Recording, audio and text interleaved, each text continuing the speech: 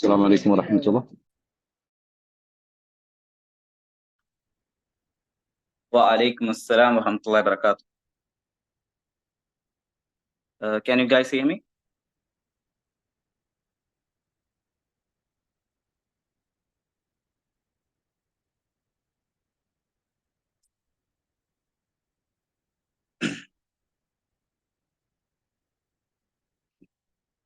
Okay.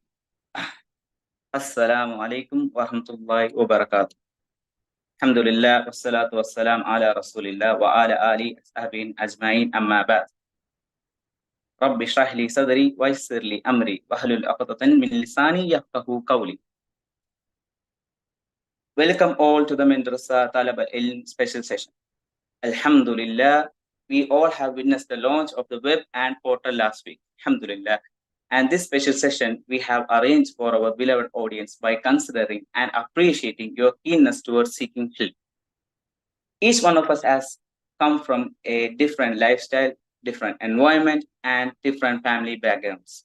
Each one of us is blessed, alhamdulillah, and tested in a unique way designed by Allah subhanahu wa ta'ala for us. It is understandable that you find a question that still remains in front of you. Is it possible for us to turn the path of a secular educational background to a path of seeking ilm? Today, alhamdulillah, Mentorsa is conducting a live podcast with the two brothers, Wafi Shihab and Afi Rifat Abdullah. Wafi Shihab, of course, as known to us, is the director of Mentorsa, a theology student from Medina and Egypt, the deputy director of International School, and last but not the least, an Islamic psychologist who has years of experience in the field. Afi Rifat is a business graduate who is currently doing his Islamic studies in Medina. Both of them have taken a turn in their paths by the permission of Allah subhanahu wa ta'ala. They'll be sharing their journey, inshallah, and in the end, there will be a dedicated time for Q&A session where you can ask your question in the chat, and both the panelists will be answering to your questions, inshallah. Over to you both. السلام عليكم ورحمة الله. Can you hear me?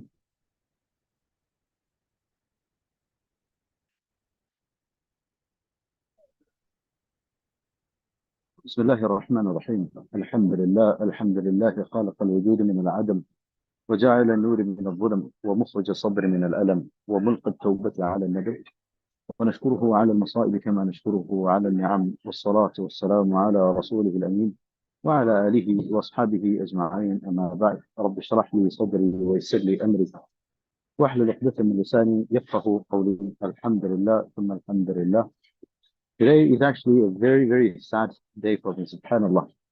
It's a very, very, very sad day. And it's also a very, very, very happy day as well. I'm right now speaking to you from the Matar al-Tayyiba, the airport in Medina. Alhamdulillah, I've just checked in my bag and I'm waiting for the flight right now, alhamdulillah, to go to Egypt. I've completed my studies here in Medina and I'm leaving to Egypt to continue further with my researches and studies there. Alhamdulillah. It's very sad because today I talked with the Sheikh and he was giving me some important nasiha, and he gave me a gift. And the Sheikh, he actually has the habit of giving gifts. He gives a lot of gifts to the students. He treats them the best way. And that is the best thing about studying with the Mashayikh who has imbibed Islam. If you study with people who have imbibed the beauty of Islam, you get to see the most beautiful aspects of Islam being practiced. Unlike many other, Marakis that is there in India, we see students going to madrasa, students going to hifz centers, and then we see them, literally beating their children. How many of you have seen that? You send children to madrasa, you send children to let's say, hifz centers, and then they beat the children up. SubhanAllah, it's a very, very sad reality. How many of you have seen that? It's a very sad reality. That's not how Islamic tarbiyah system really is. Here, when we study with the Shaykh, he treats us like his guests. He treats us like his guests, and SubhanAllah, the kind of positivity we get from him is just amazing. It's just amazing. Anyway, he gave me one last gift, and that is a kafan. That was a very, very hard moment for me. And he knows that I'm a person who travels quite a lot. And he told me to carry this coffin. Coffin basically means the cloth that we use when we die, or the cloth that we wrap our body with when we die. He gave me 3 pieces of sheets, white sheets that I can use if I die during the travels. And he wrote me a nasiha in a, on a piece of paper. A nasiha on a piece of paper, alhamdulillah. And it was a quite touching thing. And he gave me one last advice, and that is, كن في الدنيا كأنك غريب أو عابر سبيل. Be like a traveler on this earth. Be like a traveler in the dunya, alhamdulillah. Now I'm about to board my flight to Egypt, and if there's any fluctuation in my voice or there's any network issues, do let me know, inshallah. Now, today we're going to talk about a very, very important topic, and we have a very, very important guest with us to talk about this specific topic. And this guest is none other than my brother. His name is Afi Rifad, alhamdulillah. He's just 1 year younger to me, mashallah. Very, very hardworking student of Talab Al Ilm here in Medina, alhamdulillah. The common thing with both of us is that we both did not come from a background where in which we started with Talab Al Ilm at a very early age. No, we did our general schooling. We went to schools, normal English schools. I did my biomath in my +1 and +2. He did his commerce.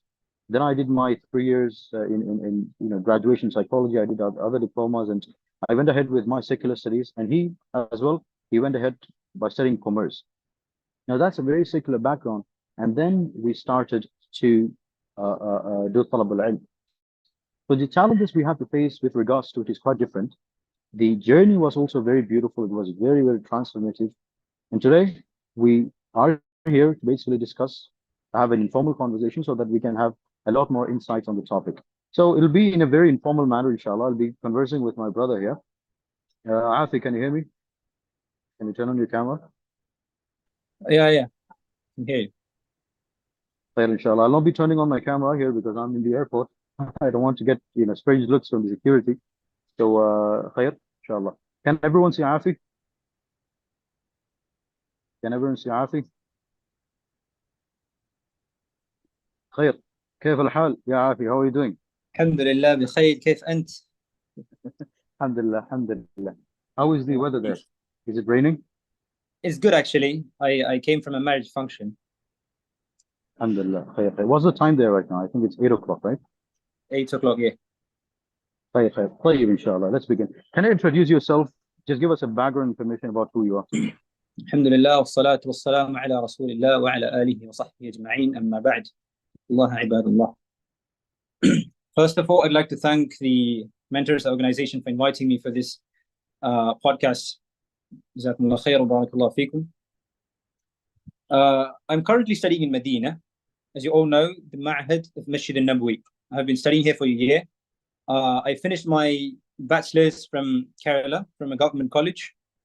And after that, it's been a year now. Inshallah, I will be going back after a month, inshallah. MashaAllah, MashaAllah. Barakallah feekum, mahiyakum Allah.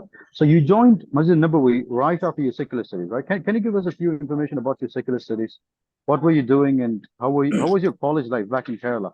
Because I know that you were the chairman of the union, so yeah, give us more information. It was a bit complicated, actually. I did my bachelor's from a government college in Kondori. Most of you know the college. So the thing that happened is I was very active in the college programs. For example, the palliative care and the Muslim MSF, that's what we call it. And I was completely engulfed in the activities of college, and I couldn't focus on my studies because, as you all know, if we take part in the college activities, all of the liberal, we get to sit with all of these students in the college, and the time just passed just like that. So after finishing my college, I was planning to do my MBA in UK or Canada, and I was preparing for my IELTS. So that time, my brother, I have one more big brother. So what happened is he was doing his master's in Medina University. So the thing is, he actually tricked me. The thing was, I was completely focused on doing my MBA, and at that time, my brother, he called me and he said, just come to Medina for 3 months, right? He just told me very casually, just come here to Medina for 3 months, and if you're okay with it, just stay in Medina, or else you can go do your MBA. And I was very happy because it was a 3 months vacation, right? So what happened is I packed my bags, and after my exam, within 3 days, I went to Medina. And after after arriving Medina, it was actually very different compared to the Kerala style, right? Because the students, we have the surroundings of Malayalis, right? So I directly went into the roommate, and my roommate was a Somalian. And I couldn't actually talk to him because the only thing I knew in Arabic was very basics, right? What we learned, the grammar, fi'il, fa'il, maf'ul, the basic things that I had in my mind. So when I started talking to him, I couldn't even talk to him because they're talking the Ami Arabic, right? So I was completely devastated, and my brother was he was only with me at that time. So it was a bit hard. The first month in Medina was very hard to settle on there, right?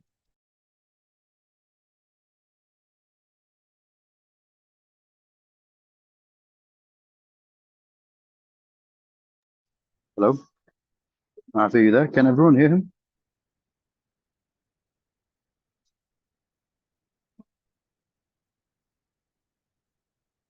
Okay, I think he's having internet connectivity issues.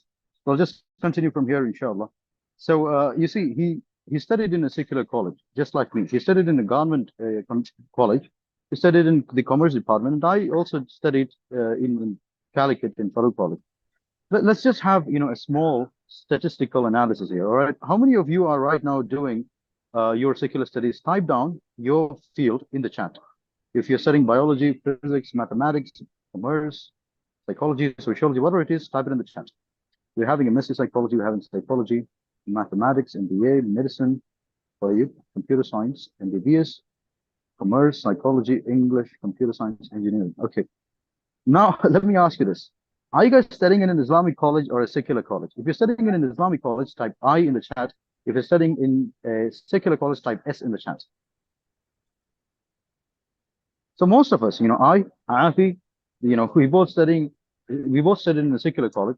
And the thing with secular colleges is that, subhanallah, the environment there, it's quite filthy. It's like a fitna factory, man. Like everything is there. Free mixing is there. DJ parties. I want you to type in some things that you experience in your college that are non-Islamic. Type it in the chat. Type it in the chat. So obviously the first is free mixing. Second is what?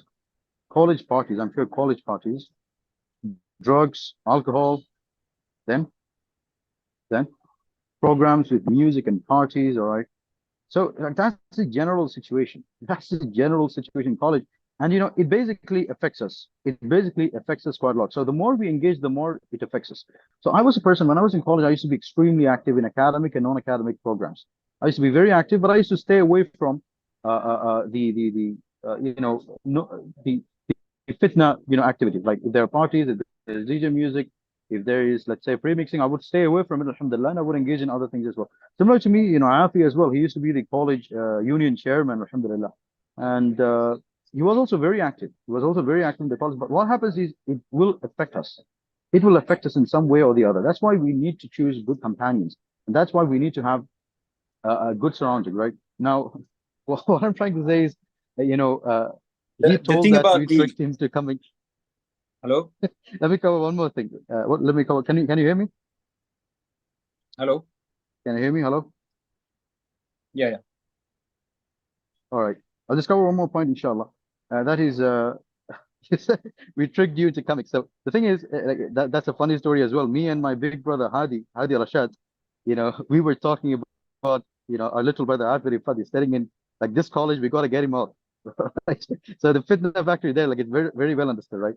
So what we basically told him is this, you know what? Come for a vacation in Saudi, all right? Let's come to Masjid Nabawi. Let's have a good time in Saudi, like a 3-month good vacation, and you can go back, all right? Now the guy came, alhamdulillah. Now the good thing about the environment of Deen is that you get to experience halawa of Iman, right? When you experience that, you will never want to go back to the the other environment where there's a lot of fitna. So tell me, Afif, so you came here for 3 months study.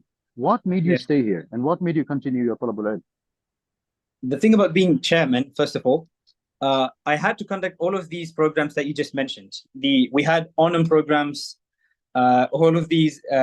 We had the fine arts annual, the final program, right? So we had to bring in some cinema actors. So I had to take the initiative in bringing them all to the college. So that was a big messed up thing. So yeah, the college days was very different. And when coming to Medina, it was a very beautiful experience.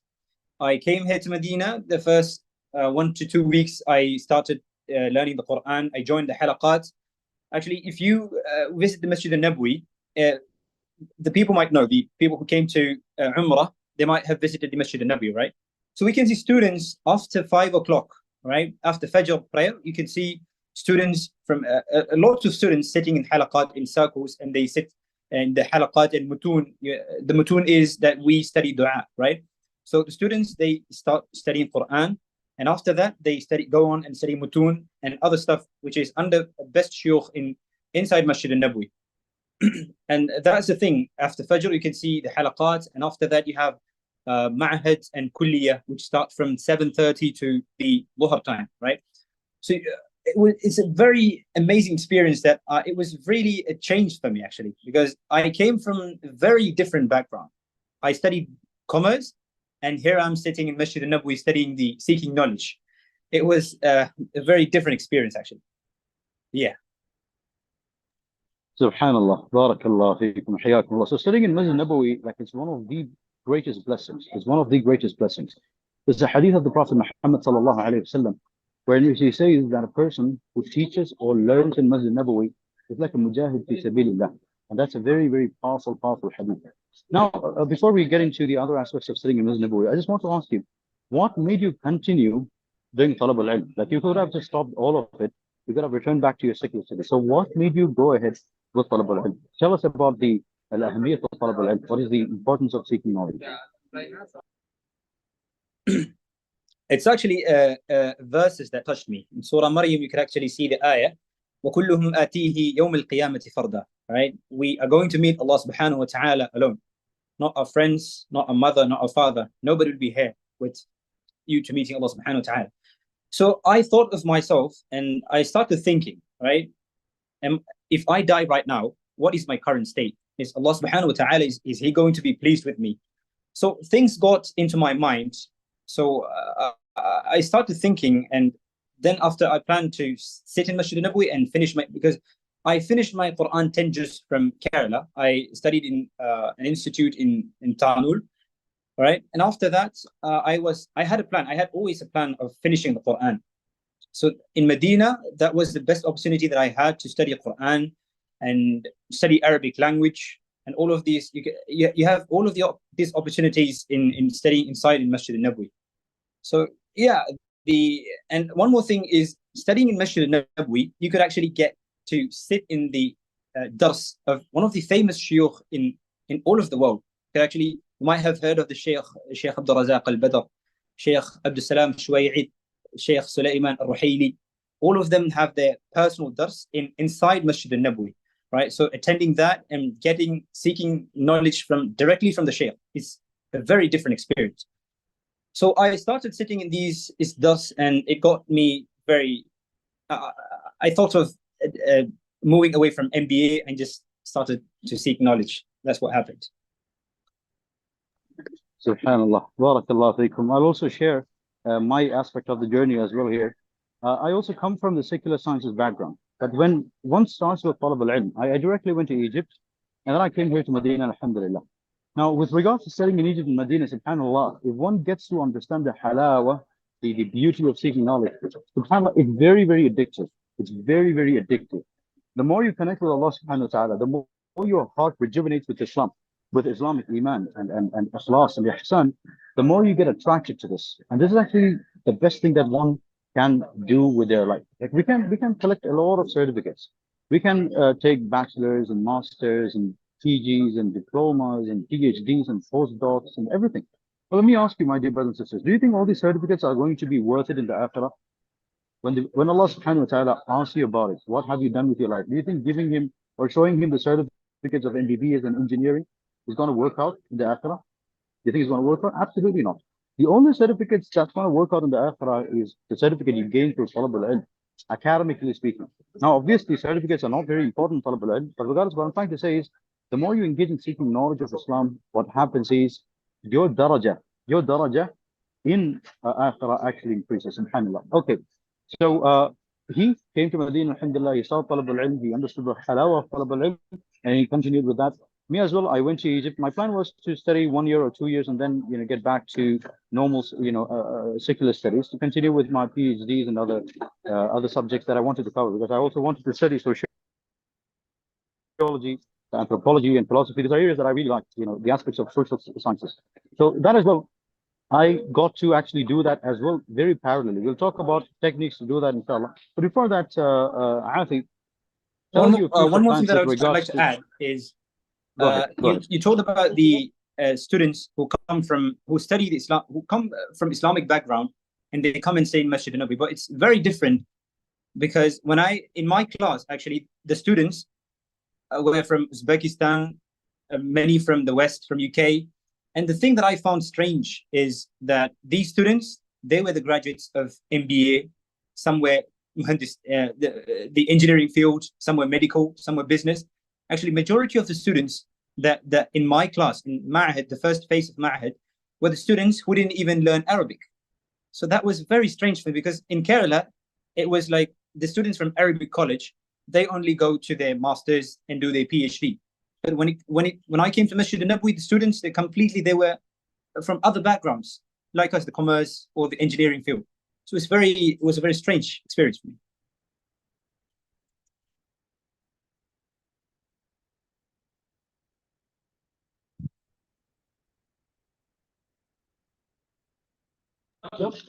Excuse me, just give me 1 minute, all right? I'm actually in the checking point of the airport. Just give me 1 minute.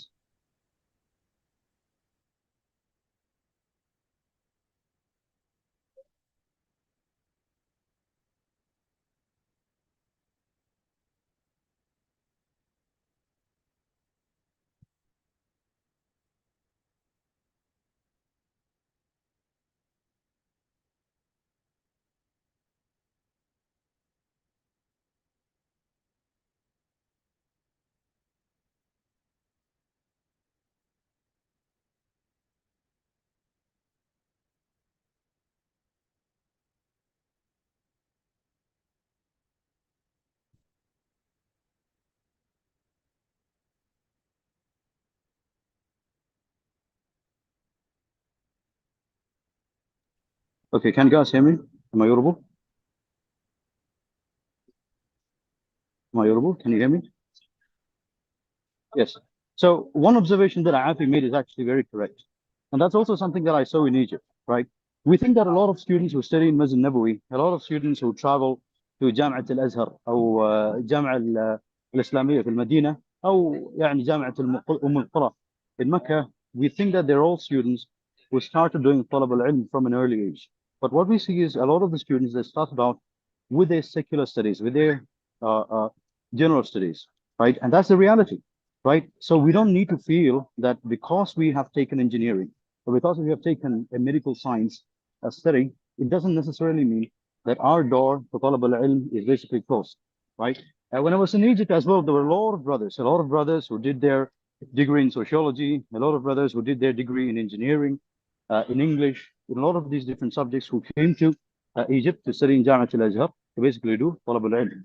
So let's not think that just because we took a different stream for studying, just because we took a different orientation or direction, that doesn't necessarily mean that the door is closed. So that's something we must understand.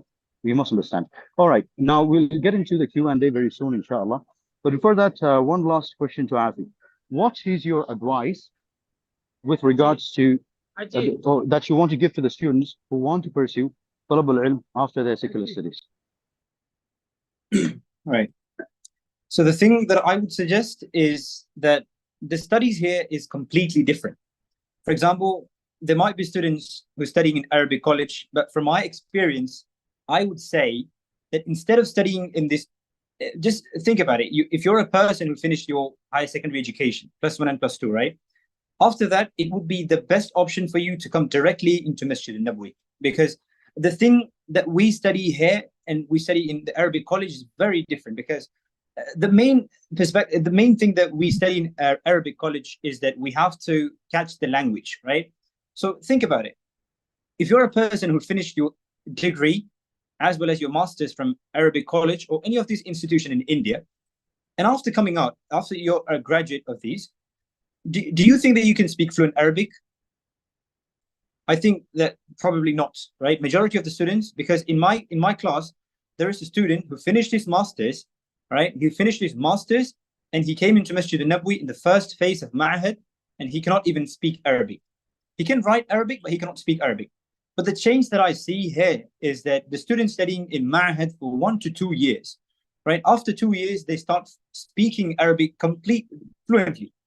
I was really amazed, because the thing that it touched me is that the students in my class is majority of the students who are from different countries, right? So the thing is, you can catch the language when you change your surroundings. You could actually catch their language very fast, right? Because when I came here, my first year was very different, because I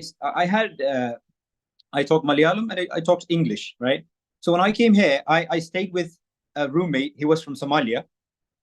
I had to take my Google translation, and that's how I talked to him the first 2 months, right?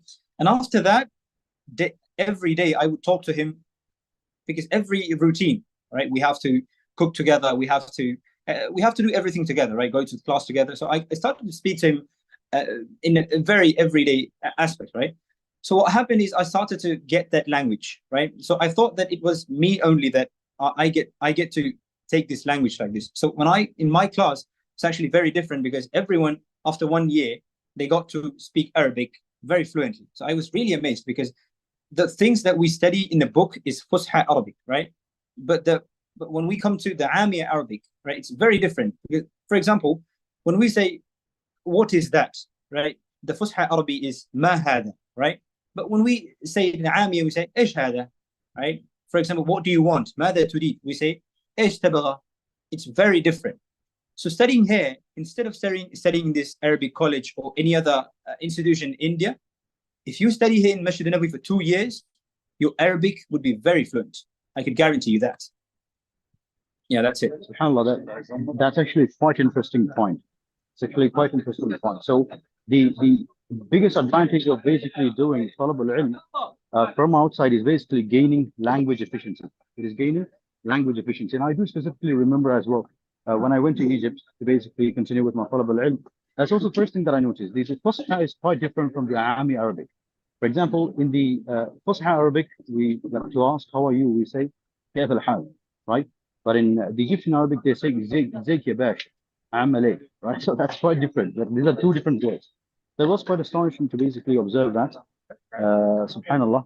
Now, so for the students who want to do Talab Al Ilm, it's highly recommended that you either go to Egypt or you go to the Arab countries to do it, because there you get proper language efficiency.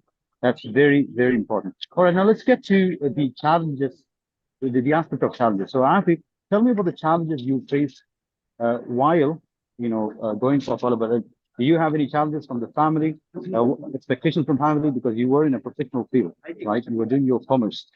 So tell us about your challenges and how did you overcome that? The first thing is the language, right? I told you the language, it was very hard to catch the Arabic language at first, because the first 2 months, I had to use the Google translation. Everywhere I go, I talk to the students, I cannot talk, because I studied commerce and I had a very basic Arabic language, because I studied in Madrasa till 7th standard. So that was the Arabic that I had. So the language was a very big problem. And the next thing that I found very hard is getting an apartment in Medina, right? Because when you reach Medina, you can actually see a lot of students, some of them staying together, right? They share the rooms, 4 of them staying in one room. But the problem with it is that it's a bit hard to adjust. For example, after me getting to the room with Somalia, I had to change the room to another students who were the students of Halaqat in Masjid al-Nabawi. 2 of them were from UK and 1 from Bangladesh. So if you're a person who can adjust with 4 or 5 people, then it's okay. But me personally, it was a bit hard because it was very different. Staying with them, eating different food, because I never left Kerala because I was doing my bachelor's here for 3 years, right? So it was a very different experience getting outside and meeting new people because none of them speaks Malayalam. That was a funny thing. So we had to get more. I had to socialize more with the people, right? So that was a big difference that I see. So finding an apartment is a bit hard, and the language was a bit hard for me as well. Yeah.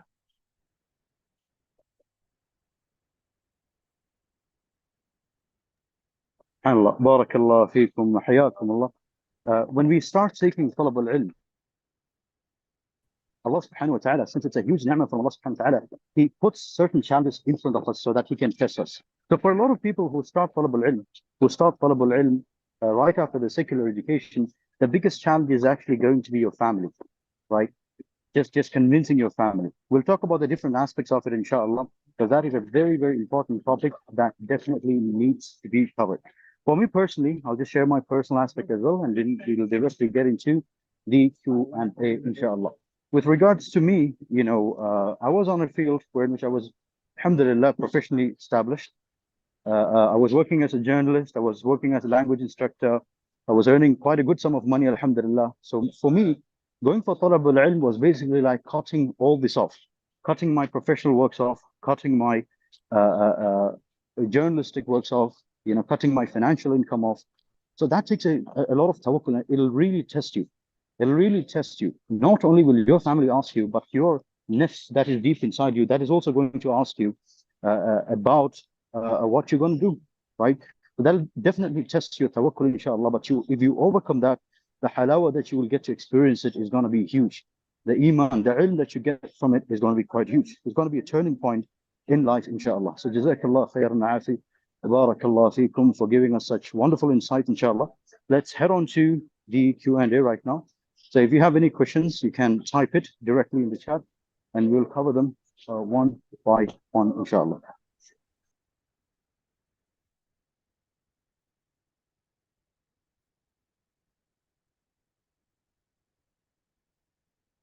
Okay, so I'm seeing one question. The first question that I'm seeing is this. I have a question I'm planning. It's from K. Kerry. I have a question. I'm planning on taking a gap year before studying college. And during that time, I plan on studying Arabic. What online courses would you recommend to learn Fusha? With regards to learning online and learning offline, there's a huge difference. The difference is quite huge. Why? Because for you to basically gain good language efficiency, you got to be in an environment where in which the language is spoken. That's why the students who study 1 year in Egypt, the students who study 1 year in Medina, they have better language efficiency than students who study 4 years in India, right? So if you want to study Arabic, I will highly recommend to take 1 year off, at least 1 year, inshallah, go to Egypt or, go to Medina and inshallah, do talab al-ilm. But if you're planning to just maybe, get an understanding of the Arabic language, where in which you read the kitab, when you read the Holy Quran and you get, you understand it directly from reading it, then there are a lot of opportunities. But one opportunity that I would highly recommend is the Al-Madrasa Al-Umariya. Al-Madrasa Al-Umariya by Sheikh Abdul Rahman Hassan and Sheikh Tim Humble, Brother Tim Humble. They have a wonderful Arabic course, alhamdulillah. That's something that I would highly recommend. Or there's the Al-Andalusi Institute. Al-Andalusi Institute is also a very, very good institute that's there online. It's by Brother Muhammad. He also studied in Egypt. He studied there for 4 years. So they also have a very, very good program. Al-Andalus Institute is actually the best, I would say, in Arabic language learning online right now. And then Al-Madrasa Al-Umariya, there are a lot of institutes, inshallah. But if you can take the time and effort and resources to basically go outside, to basically go to Egypt or basically go to Medina or other parts of the world, basically to these Arab countries to learn, that would be the best option. Afi, do you have anything to add here?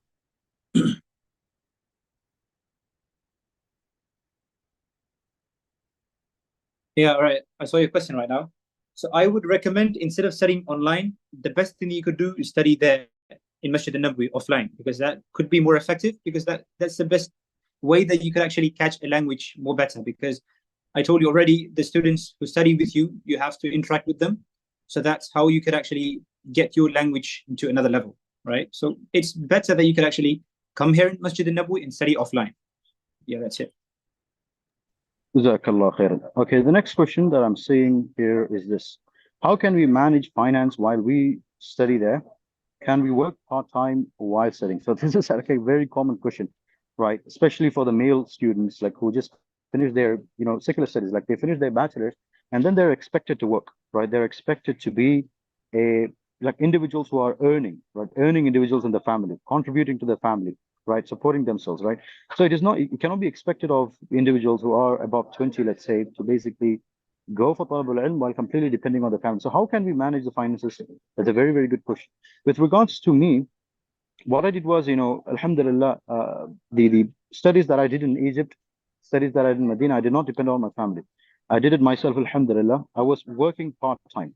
So for me, since I'm from a professional field, I'm a consultant, Alhamdulillah. So I used to give administrative training to different corporations and organizations. I used to also work as a language instructor. Alhamdulillah, I used to earn enough to basically support myself. And that is more than enough.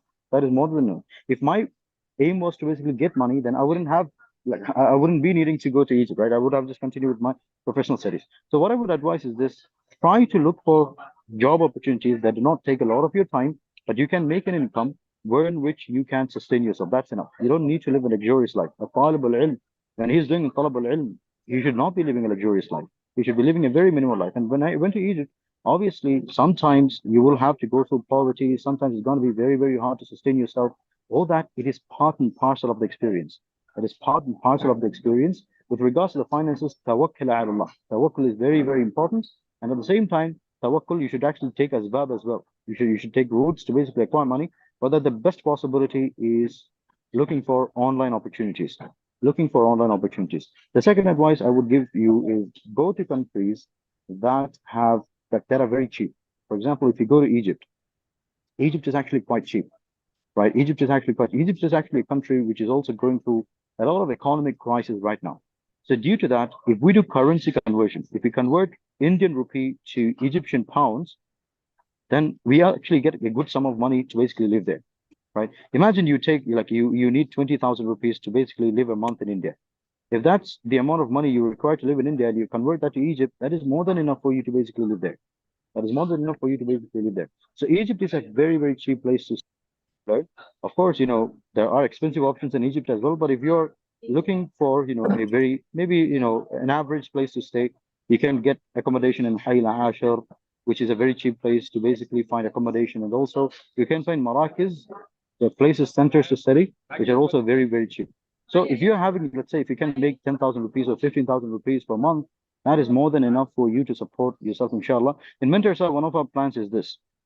Later on, once we become financially very stable, we're planning to provide scholarship for students who would like to go outside and study. We're also planning to basically give full-on guidance to students who want to come to Egypt or Medina, let's say. Now, compared to Egypt, Medina is actually quite expensive, right? Medina is quite expensive. Since I lived in Egypt and Medina, I could actually see I could actually see big difference. The amount of money that we spent in Egypt for 1 month, we might have to spend that here in 1 week. 1 week, right? So the food, the accommodation, etc., it's a bit more on the expensive side here in Medina, but it is not that expensive. It is not that expensive. If you know how to manage yourself, if you know proper financial management, it's not going to be a huge, big deal. So let's go to Afi. What is your opinion on this, Afi? What can we do one to sustain one thing ourselves? about the finance is that one thing that is different from, for example, Brother Wafi, he had a part-time job, right? So he could pay for the apartment and for the food by getting the job, right? In my case, I had to completely depend on my family. So my father, he would send me around 500 to 600 riyal a month. I would say that that's the average amount that you should have in order to live in Medina, right? For example, if you're sharing your rooms with your students who's studying in Masjid al-Nabawi, it would take around 250 riyal for the rent, right? And after that, for the food, minimum around 300 riyal. And I would say the average amount you should have is at least 600 riyal, or else it would be very hard to survive in Medina. And one more thing is, in Masjid al-Nabawi, if you're planning to join the Ma'had, you have a small amount of stipend there. For example, it's not that stable that you might not get the amount every month, but you will get the amount every semester, right? So it's around 300 riyal a month. And I think 300 riyal a month is not enough, right? As I said before, minimum of 600 riyal you should have in order to stay in Medina and study. All right. طيب بارك الله فيك جزاك الله خير. One more point I would add is this: like, if you are looking for a very financially viable option, then the best option would be to join Jamiat al-Islamiyya in Medina. Right? Joining Medina University would be the best option because you get an accommodation facility, everything is available. You get I think is it 800 riyals per month, the scholarship? How much is it? Yeah, it's around 850 riyal. 850 riyals, right? So that's good. At the same time, if you're already married and if you have a family, then Jamiat al-Islamiyya also have other scholarship programs for you. At the same time, let's say medical expenses of your family. Imagine your wife becomes pregnant and you need money for delivery and all these things. That's all taken care of. All the medical costs, the university takes care of it, etc. So the most financially viable option is basically joining a university with good, let's say, scholarship. In Medina, in Makkah, Al University, etc., these are good options. But if you're looking for Azhar University or Cairo University, they don't provide good scholarships. So financially, you will have to look for other options. You will not be able to depend on the university for that. One more thing I'd like to add is in Masjid al-Nabawi, if you're officially a student of the Ma'had, you get 3 apartments to stay, which is called the Waqf, right? Some people outside, they would take a whole building and they would give it to the students completely free of cost. So in my case, I'm staying in a Waqf building. So I don't have to pay rent and the food is completely free. So the one that I said 600 riyal, I don't need that amount. And the stipend, I could keep it for my personal expense. So if you can get into the Waqf, that would be very good, right? Because you not have any other expense other than the food and the rent that you have to pay. All right. Jazakumullah khair. Barakallah feekum, hayakum Allah, jazakumullah khair for your answer. Okay, now let's go to the next question, inshallah. Let me look through the okay, can I know whether we can do other works aside like any other job? It is actually allowed for you to do it. When you join Medina University, you're not allowed to do any other works. Okay, that is one of the shurut. If you join Medina University, you're not supposed to do. In Masjid al-Nabawi, students they do part-time job. Yeah, exactly. They do business. So if you're studying independently under the mashayikh, or if you're studying under some markaz, or if you're studying in Masjid Nabawi, then you can basically you're allowed to do independent works. But that will completely depend on you, your skill set, what your background is, etc. You can earn a sum of money, inshallah, that is enough for you to sustain yourself. But what I would suggest is, it is important that you have enough money to sustain yourself, but don't be very professionally focused that you try to earn quite a lot of money. You don't need that for Talab Al Ilm. Talab Al Ilm only takes very less money. And what I would suggest is this: don't spend a lot of money looking for opportunities that are very luxurious. For example, if you go to Egypt, you could stay in the most cautious place. You can eat the best food because Egypt is like a tourist country as well. You can get any cuisine in the world that you want, right? So if you're spending that kind of a money, then obviously you will need more money, more income, basically. So if you are living an average lifestyle, and for Talab Al Ilm, that's best. You have to experience that hardship. When I was in Egypt, I was living, like the first time that I came, I was living in a village that was very downtrodden. It was very hard, to be honest. I had to go through challenges after challenges after challenges. But what happens is, the more you experience these hardships in your life, you become an independent person. You become more powerful. You become more assertive, right? So it helps you molding your personality as well. So that's the final comment that I would like to give with regards to finding jobs. But if you're trying to find jobs, let's say offline, Egypt is a very bad place. It's going through an economic crisis. So finding jobs offline, it's going to be very hard, even in Saudi, also in Egypt. Let's go to the next question, inshallah. I think we might have to move the questions very fast because there's lots of questions pending, right? Yeah. So we'll cover three more questions, inshallah, and then we'll wind up for today. All right. So and also we can have another session later on. One question that I'm seeing in the chat right now is seeking secular knowledge part of seeking ilm? The answer to that question is very clear. We know the hadith طلب العلم فريضة على كل Muslim. If you look at the sharh of that specific hadith, it says that the definition of ilm is ilm al-shar'i, which basically means religious knowledge, Islamic knowledge. Physics, chemistry, whatever you're studying elsewhere, otherwise, like, that is not under seeking ilm or doing talab al ilm. But you can still get rewarded for, studying these secular sciences if you have the good intentions. If you have positive intentions, you can still definitely get rewarded for that. But that is necessarily not considered as talab al ilm. All of the hadith that talks about the importance of seeking ilm and the importance of traveling for ilm, etc., they're talking about religious knowledge, right? Ilm al-shara'i. Right? All right, let's go to the next question.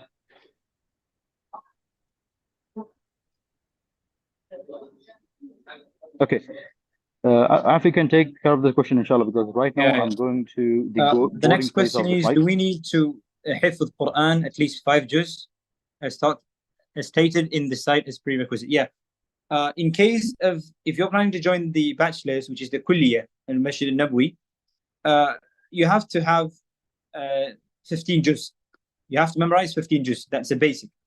And for ma'had, it's actually 1 juz, right? So it's not that big of a deal if you have 1 or 2 juz, because they test you in your interview, right? They have an entrance exam, and after that you have an interview. So in the interview, they ask you certain questions from Quran, from ما قبل وما بعد هكذا, and after that, if you get into that, you can actually crack the interview. It's not that big of a deal. The next question is about the income, money, work. How do students with knowledge usually manage their finance in Medina, Egypt, or anywhere else? As I told you, I think about, I think that's already covered. We'll go to the next question. All right. Yeah. Is it hard to get into Medina University? I don't have any Islamic learning background. The getting into the university, it's actually a bit hard, but it doesn't. You don't have to study. You don't have to have an Islamic background, right? Because it's completely dependent on your higher secondary education marks and the documents that you put in, and you should have a good tazkiyah. That's the only thing that matters, right? You don't have to do your degree, or you don't have to do your master's. Just finish your higher secondary education, and after that you can apply to the Medina University or any universities here in Saudi Arabia. Yeah, that's it. Do you have anything to add, Akhi Wafi? Yeah, with regards to getting into Medina University, it's actually quite hard, like Afi said, because the registrations come from across the world, right? The registrations come from across the world. There are a lot of people competing to basically join Medina University. So Alhamdulillah, if you get in, Alhamdulillah, it is a huge ni'mah from Allah subhanahu wa ta'ala. But even then, if you look into Medina University, like, there's a lot of luck as well in it. I don't want to use the word luck because it's not an Islamic terminology. But for example, in the admission procedure, they say you need a tazkiyah letter from a scholar. You need specific criteria that you need to fulfill, etc. But even if that is fulfilled, it is not a guarantee that you get in, right? For example, I know brothers who got يعني رسالة تزكية من Sheikh Wasi Allah Abbas. Like, he's a great scholar from Makkah. He's a muhaddith, alhamdulillah. We have brothers who got that, but they still do not get in, right? So it's a ni'mah from Allah subhanahu wa ta'ala. Tawakkal ala Allahi wa hasbunallahu wa ni'mal wakeel. Right? We make dua to Allah subhanahu wa ta'ala. Yeah. One more thing about getting into Medina University is that for us Indians, it's a bit hard to get into Medina University. Even if we are from Pakistan or if you're from Bangladesh, the chances of we getting in is very low. Because when I got my rejection letter from Medina University, my brother, he went into the office and he asked them the question, and they told him that if you're from India or Pakistan or Bangladesh, the chances of you getting in is very low because they get a lot of applicants from these areas.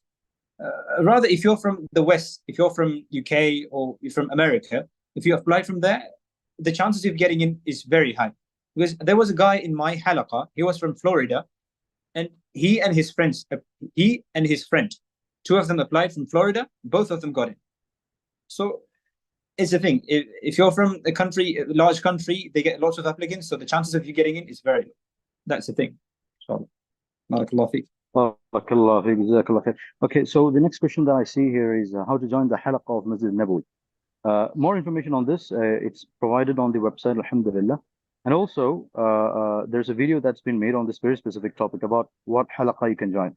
With regards to Masjid Nabawi, there are basically 4 ways you can seek talab al ilm in Masjid Nabawi. Number 1 is joining the kulliyah of Masjid Nabawi, which is a very good golden opportunity, alhamdulillah. The second option is to basically join the ma'had of Masjid Nabawi. The third option are the third and the fourth option are halaqat. So we're having the halaqah of Al-Quran, thumma halaqah of mutun. So these are the 2 halaqas that are available. how to apply, how to get in. It's actually very, very easy. It's actually very, very easy. My younger brother, his name is Salih Ziyad. He completed 10th standard from India. He came to Medina and he joined Halaqah. My mother as well, she also came here with my younger brother. She also studied in Masjid Nabawi in Halaqah, right? So it is a good opportunity to basically seek knowledge. How to join in, inshallah, the information is fully provided on the website. You can directly go to mentorsa.org and go to the category of Talab Al Ilm. You'll get full information there, inshallah. And also the video will give you full-on guidance on how to join the halaqah as well. I'll take one last question, inshallah, and then we will wind up for today because I've got a flight to catch. We'll have more sessions, inshallah, in which we'll take in more questions and we'll try to give you answers, inshallah. Let me just randomly select a question. Can we stay as family while doing studies in Medina or Egypt as a couple who seeks Talab Al Ilm together? Clear. That's a very, very wonderful question, right? It's a very, very wonderful question. Doing Talab Al Ilm is, number one, is fariḍa ala kulli Muslim. It's mandatory upon every Muslim, all right? So whether you're a male or a female, you have to seek knowledge. You have to seek knowledge. Now, if you are able to seek knowledge with a partner, with a wife, subhanallah, ni'ma kabir. It's a huge, huge ni'mah from Allah subhanahu wa ta'ala. I know a lot of brothers and sisters who do that, right? They go to Egypt because Egypt is a more viable and easy option. They take, accommodation in a place called as a, 1 minute.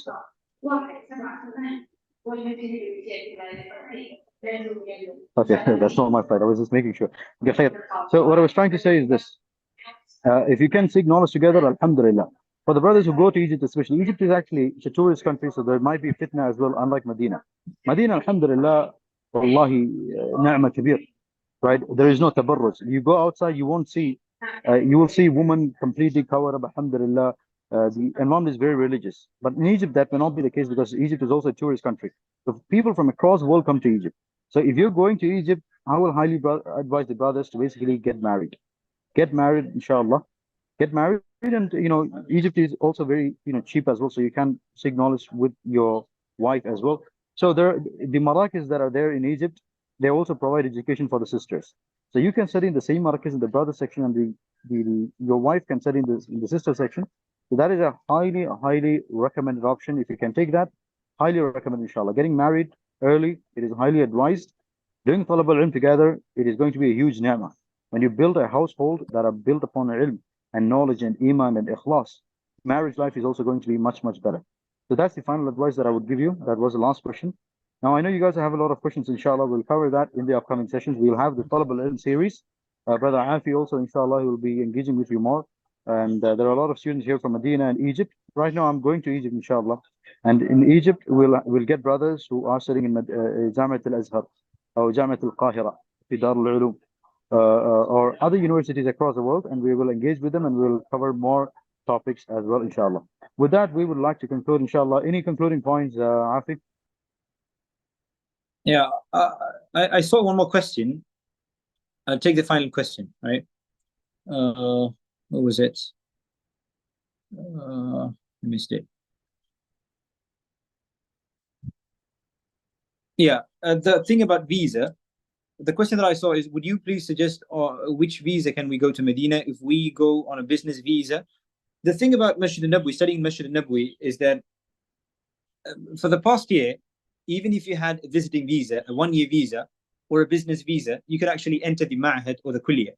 But from this year, after the Ramadan, they have changed the rules. From this year, Iqama is mandatory. You have to take the Iqama to get into the class. For example, in my class, there was a lot of students who came as a visiting visa. And when the time came, they told the taking the Iqama is mandatory, or else you cannot sit in the class. So that's how every student started to take Iqama. From the next year onwards, every student must have Iqama. So they have to find a kafil, they have to take care of the Iqama. Then only they can join the Ma'had or the Kulliyah. That's it. Khair, inshallah. Jazakumullah khair wa barakallahu feekum. Can the coordinator put in the link for the website in the chat, inshallah? On the website, if you go to Talab Al Ilm portion, you'll get details such as this that Afi just said with regards to Iqama. What are the criteria for entering into Masjid Nabawi, etc.? It's provided, inshallah. And the website is still in progress, inshallah, so bear with us. A lot more information needs to be added, and the videos are going to be published, inshallah. So just stay tuned. Jazakumullah khairan Afi for joining us and giving us this opportunity to interact with you. And Afi is he's the project manager and admissions officer for Talab Al Ilm section of Mentorsa. So any questions that you have, inshallah, there's going to be an option on the website where in which you can book a consultation directly from Afi, and you can have a meet with Afi, inshallah, and you can get your questions clarified. So a lot of questions that you have with regards to, let's say, finding accommodation, the exact procedure for getting into fulfilling the application, or if you want his full guidance, he's ready to help you guys, inshallah. With regards to other help that you guys need with regards to Egypt or other countries, inshallah, I can also help you with regards to it, inshallah. But the website is still under progress, so just bear with us on that specific aspect. Jazakumullah khairan wa barakallahu fikum. Soon a Telegram group link will also be posted, inshallah, in the Instagram channel, as well as the COJ groups of Mentorsa, and you can directly join the Telegram group for getting more information about updates. If the admission in Madinah University have started, we'll update you. If the admission in Masjid Nabawi has started, we'll update you as well, inshallah. So with that, we can conclude, inshallah. Jazakumullahu khairan wa barakallahu fikum. I would like to give the mic to the brother who's doing the word of thanks, inshallah. Jazakallah khairan, Brother Bafi Shihad and Brother Afi Rifa, for this wonderful time. Thank you for enlightening us with the valuable information, and at the same time for keeping us enjoyed during the session. May Allah accept this from all of us and make it beneficial for us. And to the audiences, to the brothers and sisters, Jazakallah khairan, everyone, for joining us and contributing to the session with your presence and thoughtful questions. May Allah put barakah in all of our time. May Allah make our path towards seeking ilm easy, and most importantly, may Allah grant us the ability to implement all that we learn in our life and keep us steadfast upon His deen. Stay tuned for further updates and podcasts that will soon be released in our official handles and YouTube channel, inshallah. With that, we come to the end of today's session. Barakallahu fikum. Subhanaka Allahumma wa bihamdik. Nashhadu an la ilaha illa anta, nastaghfiruka wa atubu ilayk.